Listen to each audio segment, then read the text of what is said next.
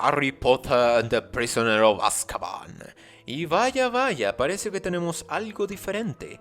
La dirección se sintió muy distinta esta vez, el tono y el escenario más oscuros, e incluso la trama es sobre Harry teniendo deseos asesinos. E incluso en estas, la película se sintió tan sin importancia y vacía. No es como que no hayan eventos importantes o cosas que conciernen al mundo.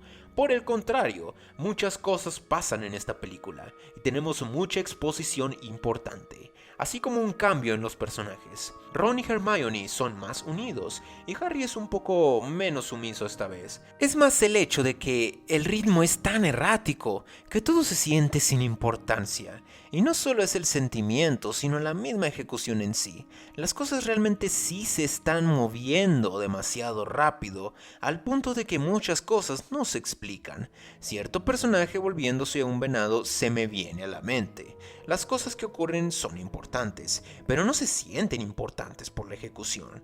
Tienes mucha información en muy poco tiempo, no consigues sentir el peso de los eventos por esto mismo. La trama es bastante sencilla. Harry se entera de que Sirius Black, un convicto que se sospecha ayudó a Voldemort a matar a sus padres, se escapa de la prisión de Azkaban y anda suelto para asesinar a Harry.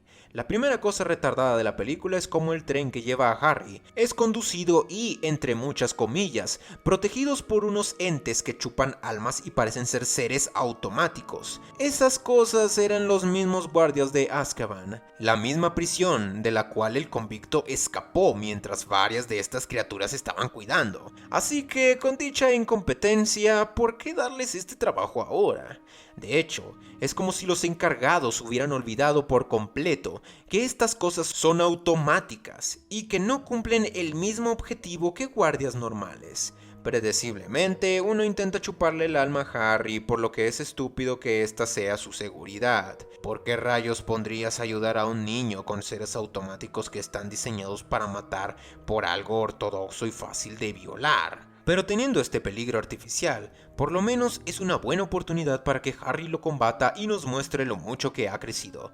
Pero Harry sigue siendo un inútil y es salvado por un profesor con un simple conjuro. Si estos seres pueden ser repelidos con un simple hechizo, no hay duda de por qué ese convicto escapó en primer lugar. Pero vean el lado positivo, al menos esta vez el profesor no es un estúpido o malvado. Tenemos a un adulto competente para variar. Para el caso, un plot twist es que el profesor Lupin es un lobo, pero la película lo hace muy aparente desde el principio.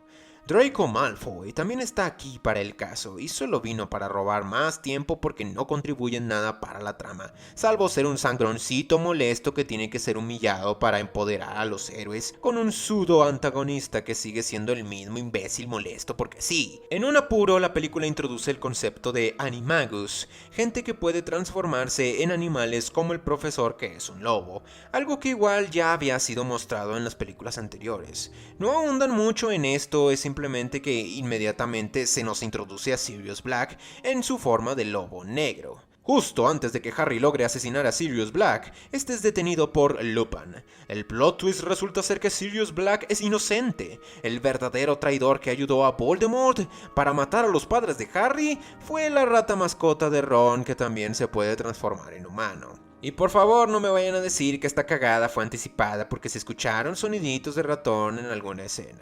Sigue siendo un Aspull y una forma forzada de cambiar el objetivo. Quiero decir, ok, Harry, solo unos momentos atrás estabas a punto de matar a Black para vengar a tus padres. Así que, ¿qué es lo que harás con este hombre rata? ¿O vas a perder el tiempo conversando con Sirius Black? ¿No te le vas a tirar encima en ira como lo hiciste antes? ¿Vas a dejar que pase un gran rato, salga la luna llena, Lupin se transforme en su forma de lobo y luego el hombre rata escape? Esto es a lo que yo llamo una narrativa orgánica y personalidades consistentes. Por toda esta innecesaria conmoción, Lupin casi muere, y los mismos guardias de seguridad que se supone tienen que ser seguridad, intentan chuparle el alma a Harry y a Lupin por salir ligeramente de los límites del campo. y esta vez el mismo hechizo no funcionará con tantos de ellos. En serio, estas cosas son inútiles. No solo el villano escapa y ellos no hacen nada. La seguridad, les recuerdo que es la seguridad, está tratando de matar a las mismas personas que se supone tienen que proteger. Esto sería más importante si no fuera porque el peligro solo existe por una decisión estúpida, nuevamente tomada por los adultos. La razón de por qué Harry es salvado es por una misteriosa luz que es emitida por alguien desconocido. Pero entonces Harry descubre que el inocente Sirius Black será ejecutado de todos modos. Pero no te preocupes, Harry. Hermione solo tiene que ayudarte con su amuleto para viajar en el tiempo. ¿Qué? ¿Viajes en el tiempo? Solo este flojo plot device automáticamente hace esta película la peor de las 3 hasta ahora. No solo Rowling tuvo el descaro de recurrir a uno de los tropos más pedorros y flojos de escritura para salvar lo insalvable, sino que la justificación de tal plot device es que el poderosísimo amuleto fue dado a Hermione para que pudiera atender más clases. En serio tengo que explicar por qué esto es cagada.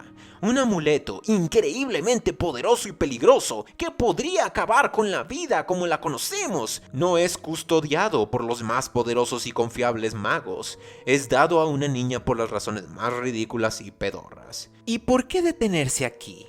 Teniendo un amuleto tan poderoso, ¿por qué no viajar en el tiempo para evitar la muerte de los padres de Harry?